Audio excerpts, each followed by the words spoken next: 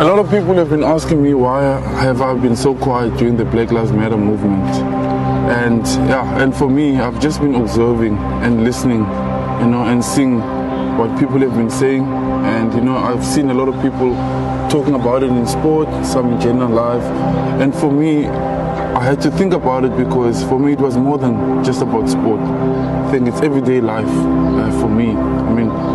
For me, I felt that my life didn't matter since I was a little kid, growing up in the townships, My mentality was all about surviving from the moment I was born, where all my grandmother had to do it just to keep me motivated each and every day, not to encourage me to strive and be the best in what I wanted to do and live and follow my dreams. I remember growing up, I think I was 8 or 9 years old. I was selling fruit and veg, so I could get food in my belly. I was making bricks as a kid, so I could have food and have food for my family. When I was 16 years old, I was a bartender, and we always heard this word that we are the future of the country, but those are the things that I was doing just to keep myself basically alive and to survive. And like just the school, where I went to school, it was a struggle.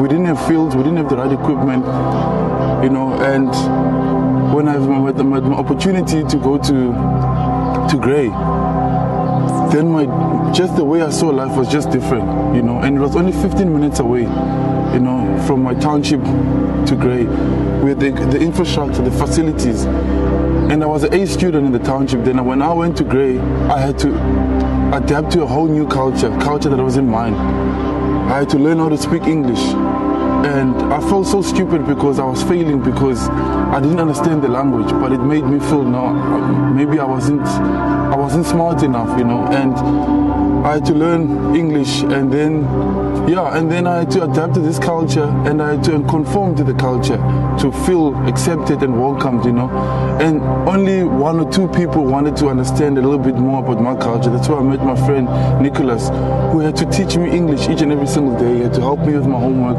each and every single day, and he came to my township, one of the only people that came with me to my township.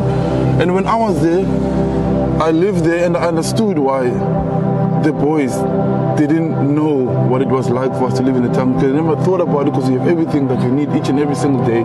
You have 6 meals a day, where in the township I might not even have 1 meal a day.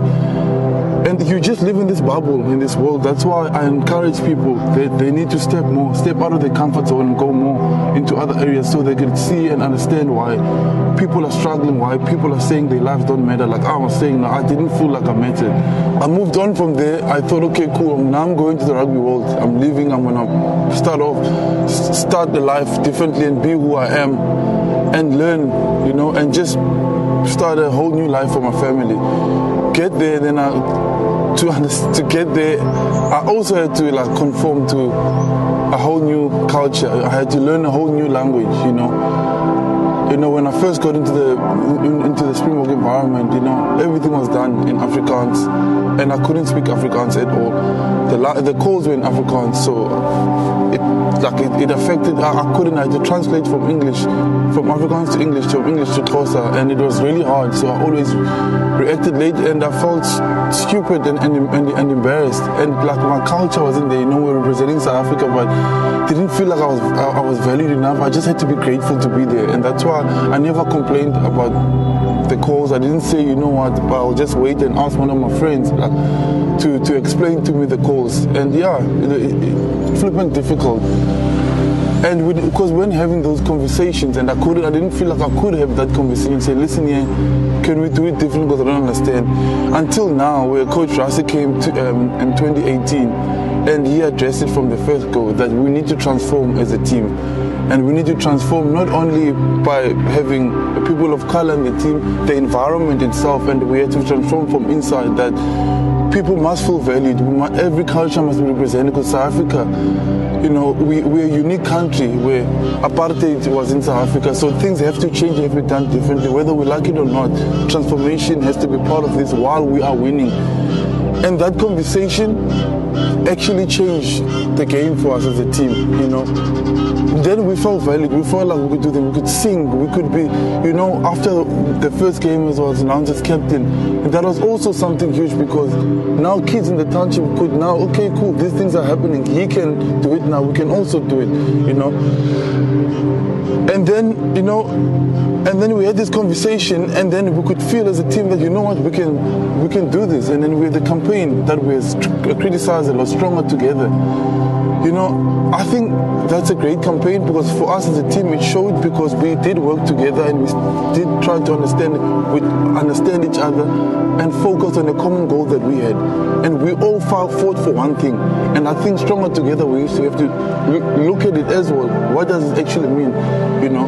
And I think if we all get together and we understand that if my suffering and my pain doesn't affect you, then we're actually not stronger together. Until that comes hand in hand and you understand my suffering and that plays an effect on you. And when we're marching, we have people of different races marching with us because we don't feel like our lives matter. And until our lives matter, no lives matter. We're all important. Black lives actually matter. I wanted to matter from when we're in the township. I wish that I felt like it mattered. It really didn't feel like it mattered. It mattered at all. So I encourage people to have the difficult conversation. They're in a work environment. The leaders to be sitting, or politicians to be sitting and having this conversation within their own party and say, listen here, these are the conversations we must have. They're uncomfortable, but they have to be had because then we're stepping in the right directions. And for me as well, I felt as a leader, I've been in a position of leadership for a very long time in my sport, and I didn't address it because I was scared that I was going to get kicked out, or I was going to be seen differently, or I'm not doing what's supposed to be done. Time to be scared and to be silent there's no time for that anymore. We gotta start addressing these issues because if I don't address it, then the next kid that's coming through, he's gonna suffer the same way as I did.